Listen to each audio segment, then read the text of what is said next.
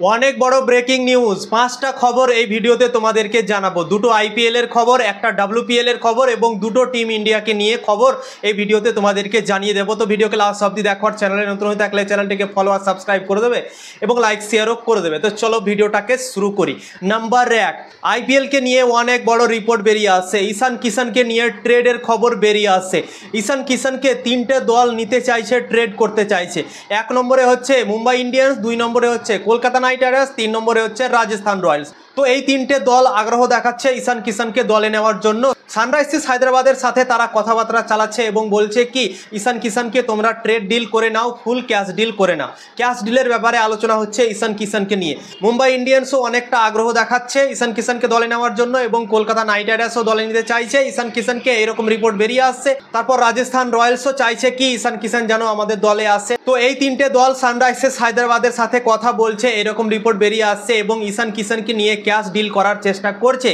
2 নম্বর Washington সুন্দর, Chennai super Kings Washington সুন্দরকে দলে নিতে চাইছে ট্রেড করে, এরকম রিপোর্ট বেরিয়ে আসছে। তোমরা তো জানো 15 নভেম্বরই লাস্ট ডেট আছে এবং তার আগে ট্রেড করতে পাবে। তারপর কোন কোন প্লেয়ারকে রিটেন করবে, কোন কোন প্লেয়ারকে ছাড়বে, তার কিন্তু বিসিসিআইকে লিস্ট জমা দিতে হবে। তাই জন্য এতগুলো নিউজ বেরিয়ে আসছে। তো ওয়াশিংটন সুন্দরকে নিতে চাইছে চেন্নাই সুপার কিংস, এইরকম রিপোর্ট বেরিয়ে আসছে। তারা ট্রেড করতে চাইছে গুজরাট টাইটান্সের সাথে।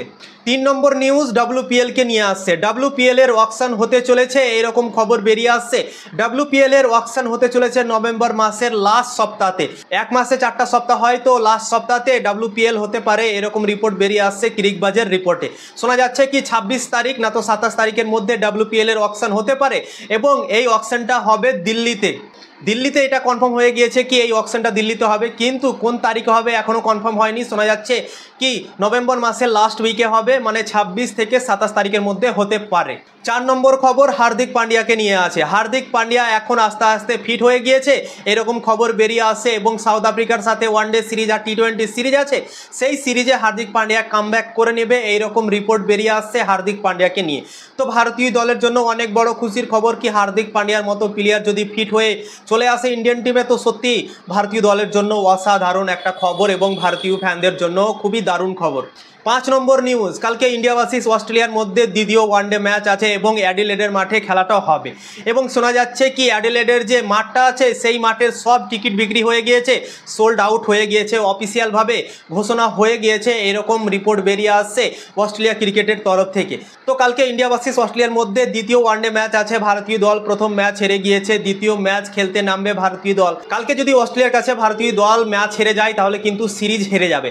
তো ভারতীয় দলের জন্য খুবই ইম্পর্টেন্ট এই ম্যাচ, ভারতকে জিততে হবে এই সিরিজে থাকার জন্য। তো ভারতের জন্য কারোয় মারোওয়ালা ম্যাচ, ভারতীয় দল যে করে হোক এই ম্যাচটা জিততে চাইবে এবং শক্তিশালী একটা প্লেইং 11 নিয়ে মাঠে নামতে পারে এবং 2-1টা চেঞ্জেসও হতে পারে। তো এই 5টা নিউজ বেরিয়ে আসছে আইপিএলকে নিয়ে, ইন্ডিয়ান টিমকে নিয়ে এবং ডাব্লিউপিএলকে নিয়ে। তো এই 5টা নিউজ তোমাদের কেমন লাগলো অবশ্যই কমেন্ট করে জানাবে এবং লাইক শেয়ার করে দেবে।